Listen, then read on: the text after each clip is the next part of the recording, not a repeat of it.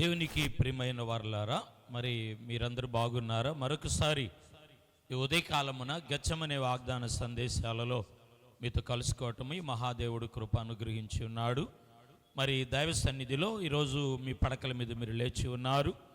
ఉదయకాలమున మీరు ఎలాంటి అవసరత ఈ అక్కర కలిగి ఉన్నారో, ఎలాంటి స్థితిగతుల్లో ఉన్నారో ఈరోజు దేవుడు మీతో మాట్లాడబోతున్నాడు. మీరు పడకల మీద ప్రార్థిస్తున్నారు, పడకల మీద సమకూడి ఉన్నారు.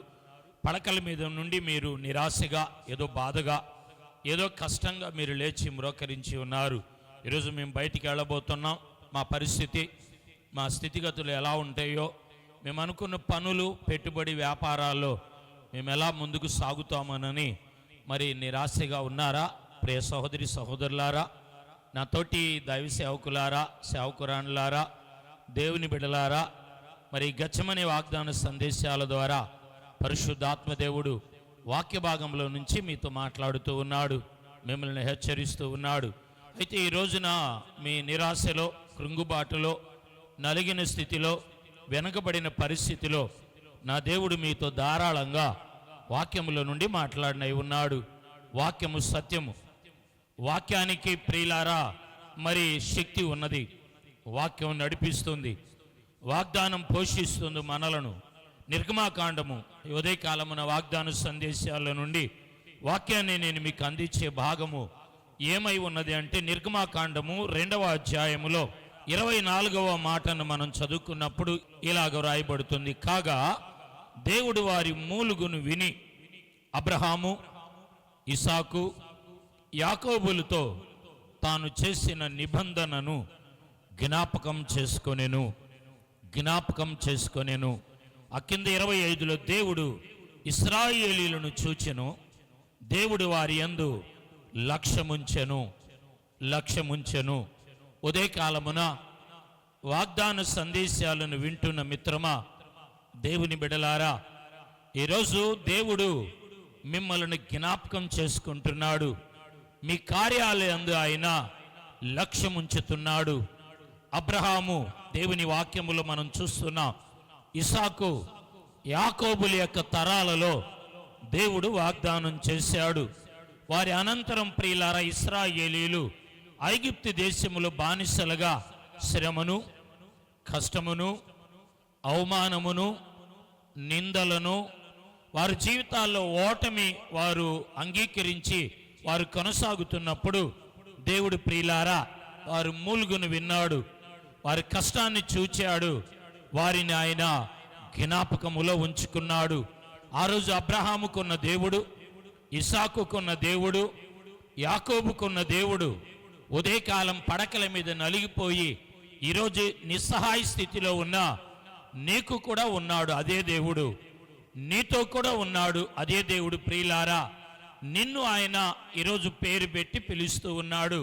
దేవుని వాక్యములో వారిని జ్ఞాపకం చేసుకొని వారి కార్యాలను లక్ష్యముంచి ప్రియులారా మోషేని వారి దగ్గరికి నడిపించినట్లుగా దేవుడు ఈ రోజున నిన్ను జ్ఞాపకం చేసుకుని ఆయన నీ యందు ఆయన లక్ష్యముంచే దేవుడై ఉన్నాడు. దేవునికి స్తోత్రం. హల్లెలూయా, ఆమేన్, హల్లెలూయా. దేవుని వాక్యములో మనం చూస్తున్నాం ప్రియులారా, ఆయన జ్ఞాపకం చేసుకునే దేవుడు, జ్ఞాపకములో ఉంచే దేవుడు. నువ్వు ఎలాంటి పరిస్థితుల్లో దేవుడు నన్ను మర్చిపోయాడు, దేవుడు నన్ను చూడట్లేదు, పరీక్షలు రాయబోతున్నాను, ఈ మార్చి, ఫిబ్రవరి, ఏప్రిల్ మాసాల్లో పరీక్షలు జరగబోతున్నాయి, ఉద్యోగం ఇంటర్వ్యూలు జరగబోతున్నాయి, ఎంసెట్ కోచింగ్లు కొనసాగబోతూ ఉన్నాయి. అయితే నేను ప్రిపేర్ అయ్యాను, ప్రార్థన చేస్తున్నాను, వీటిని నా దేవుడు జ్ఞాపకం చేసుకుంటాడా అని అనాలోచనతో, అవిశ్వాసముతో ఉన్న ఓ స్టూడెంట్, ఓ చదవరి, ఓ యవనస్తుడా, ఓ యవనస్తురాలా, ఇదిగో మీ బిడల మీద ఓపును ఆలోచన పెట్టుకున్న దేవుని బిడలారా, ఈరోజు దేవుడు మాట్లాడుతున్నాడు. మీ అప్పులను జ్ఞాపకం చేసుకుంటాడు, మీ వ్యాధి బాధలను జ్ఞాపకం చేసుకుంటాడు, మీ బిడల యొక్క పరీక్షలు, ఎంసెట్ కోచింగ్లు, ఉద్యోగం ఇంటర్వ్యూలు ఆయన జ్ఞాపకం చేసుకునే దేవుడై ఉన్నాడు. జ్ఞాపకం చేసుకుంటాడు ఆయన జ్ఞాపకం చేసుకోవటమే కాకుండా ఆ కార్యాలయందు ఆయన లక్ష్యముంచుతాడు. లక్ష్యముంచే దేవుడు, ఆయన నడిపించే దేవుడై ఉన్నాడు. దేవుని వాక్యములు మనం చూస్తూ ఉన్నాం. ఈరోజు వాగ్దానము ద్వారా, సందేశము ద్వారా నీ దగ్గరికి వర్తమానం వస్తుంది. నలిగిపోతున్నావు, కొట్టుమిట్టులాడుతున్నావు, ప్రయాసపడుతున్నావు, అపజయాల మధ్య ఉన్నావు, బలహీనపరచబడ్డావు, నిరాశగా కృంగి ఉన్నావు. సహోదరి సహోదరుడా, ఈరోజు నా దేవుడు నీతో సూటిగా మాట్లాడుతూ ఉన్నాడు. నీ వేదన, నీ దుఃఖమును ఆయన చూచి ఉన్నాడు. ఎందుకంటే నిన్ను నిర్మీయటానికి ముందుగానే దేవుడు చూడండి ఏమంటున్నాడు. దేవుని వాక్యములో 103వ కీర్తన 14వ వచనములో మనం చదువుకున్నప్పుడు, మనము నిర్మింపబడిన రీతి ఆయనకు తెలిసే ఉన్నది, మనము మట్టివారమని ఆయన జ్ఞాపకము చేసుకొనుచున్నాడు. స్తోత్రం, హల్లెలూయా. నీవు నిర్మింపబడిన రీతి, ఎలా నిర్మింపబడ్డావో, ఏ ప్రాంతములో నిర్మింపబడ్డావో, ఏ తల్లి గర్భములో ఎలాంటి పరిస్థితి ప్రభావాలు నిర్మింపబడ్డావో, నీవు నిర్మింపబడిన రీతి నా దేవునికి తెలుసు. నా దేవుడు జ్ఞాపకం చేసుకోవటం లేదు, నా దేవుడు లక్ష్యం ఉంచలేదని నువ్వు అనుకుంటూ ఉన్నావు. సోదరి సహోదరుడా, ఆయన నిన్ను నిర్మించిన రీతి, నీకు జన్మనిచ్చిన రీతి, నిన్ను మట్టిలో చేసిన విధానము ఆయన తెలిసే ఉన్నది. అంటున్నాడు వాక్యములో, మనము మట్టివారమని ఆయన జ్ఞాపకం చేసుకొనుచున్నాడు. నేను నలిగిన స్థితిలో ఉన్నాను, నేను తృణీకరింపబడ్డాను, నేను వ్యాధి బాధల్లో ఉన్నాను. నా జీవితంలో ఎవరు, నా స్నేహితులు, శ్రేయాభిలాషులు, నా అన్నదమ్ములు, నాకు అయిన వారు అందరూ నన్ను త్రోసివేశారు, అందరూ నన్ను తృణీకరించారు. ఎవరి జ్ఞాపకములో నేను లేను అని నలిగిపోతూ ఉన్నావు.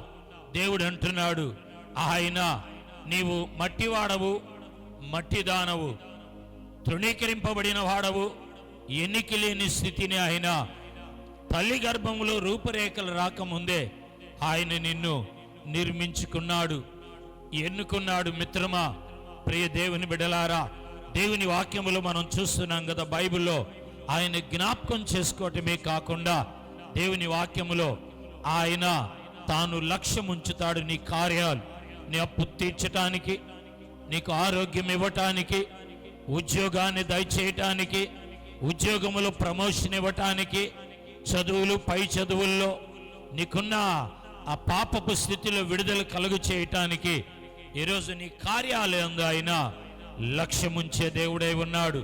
యేసేపు ప్రియులారా, పానదాయకుడు విషయంలో తనకొచ్చిన కళ, తనకొచ్చిన ఆలోచనను అతడు విడమరిచి చెప్పాడు. యేసేపు ఏదైతే చెప్పాడో ఆ భావన ఆ పానదాయకుడికి ప్రియులారా మరలా పోయిన ఉద్యోగం వచ్చింది.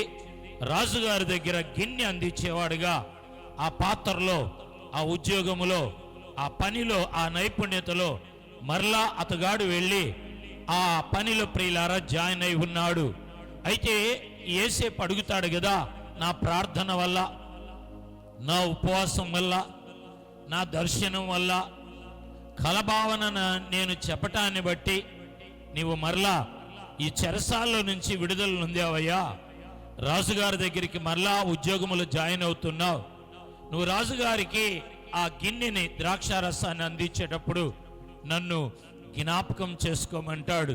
రండి, దేవుని వాక్యములు మనం చూచినప్పుడు ఆదికాండం ప్రియులారా 40వ అధ్యాయము 23వ వచనములో మనం చదువుకున్నప్పుడు, అయితే పానదాయకుల అధిపతి యోసేపుని జ్ఞాపకం చేసుకొనక అతనిని మరచిపోయాను.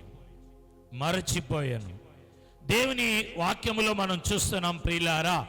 అయితే మేలు పొంది, ఆశీర్వాదాన్ని పొంది, ఆ కలభావాన్ని పొంది, ఆ జాబులో జాయిన్ అయిపోయి యోసేపుని మర్చిపోయాడు. చాలామంది ఈ రోజుల్లో సేవకుడిని మర్చిపోతున్నారు, సంఘాన్ని మర్చిపోతున్నారు. సేవకుడిని, సంఘాన్ని కాదండి, వాక్యాన్ని కూడా మర్చిపోతున్నారండి. దేవుణ్ణి మర్చిపోతూ ఉన్నారు. ఈ పానదాయకుడు మర్చిపోతే దేవుడు ఏం చేశాడో తెలుసా?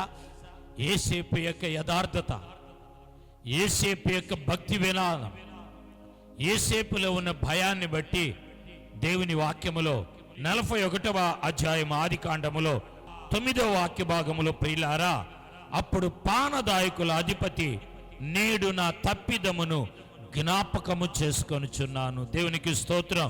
హల్లెలూయా, ఆమేన్, హల్లెలూయా. మర్చిపోయిన పానదాయకుడినే దేవుడు ప్రియులారా యోసేపుని జ్ఞాపకం చేపించాడు. ఈరోజు నువ్వు మరువబడ్డావా, తృణీకరింపబడ్డావా, త్రోయబడ్డావా? నా దేవుడు మిమ్మలను నిన్ను జ్ఞాపకం చేసుకుంటున్నాడు. నా తోటి సేవకుడా, నీ సేవా పరిచర్యలో కూడా ఎవరు గుర్తించకుండా, సేవకురాలా నీ కన్నీటి గాథ, నీ ప్రార్థనను ఎవరు గుర్తించకుండా ఈరోజు నిన్ను విడిచి దూరం అయ్యారా? నా దేవుడు జ్ఞాపకంలో ఉంచుకుంటున్నాడు. ఈరోజు ఉదయకాలం పడకల మీద ఉన్నావు, నిరాశగా ఉన్నావు. నా దేవుడు నిన్ను మిమ్మల్ని ఆయన జ్ఞాపకం చేసుకుంటున్నాడు. ఆయన జ్ఞాపకం చేసుకోవటమే కాకుండా నీ కార్యాలను ఆయన లక్ష్యముంచుతున్నాడు. ఎక్కడ ఏ స్థలములో ఉన్నావో మ్రోకిరి ఈరోజు ప్రార్థించబోతున్నాను. ఈ ప్రార్థన ద్వారా దేవుడు జ్ఞాపకం చేసుకొని నీ కార్యాలను ఆయన బలపరచబోతున్నాడు. ప్రేమ కలిగిన తండ్రి, ప్రియులను దీవి ఆశీర్వది. ఉదయకాలపు గెచ్చమనే వాగ్దాన సందేశాల్లో నీ కృప తోడుగా ఉండి దీవి ఆశీర్వది. తండ్రి మీకు వందనాలు, స్తోత్రాలు ప్రభువా, మీకు వందనాలు చెల్లిస్తున్నాను. ఎవరు ఎలాంటి అవసరత అక్కర కలిగి ఉన్నారో జ్ఞాపకం చేసుకొని మీరు లక్ష్యముంచి బలపరచమని సేవకులను దీవి, సేవకురాలను బలపరచు, సంఘాల మీద మహిమను అనుగ్రహించమని యేసు నామమున ప్రార్థించి అడిగి పొంది ఉన్నాము తండ్రి, ఆమేన్. God bless you. దేవుడు మిమ్మల్ని దీవించును గాక. రేపు ఉదయ కాలం కలుసుకుందామండి.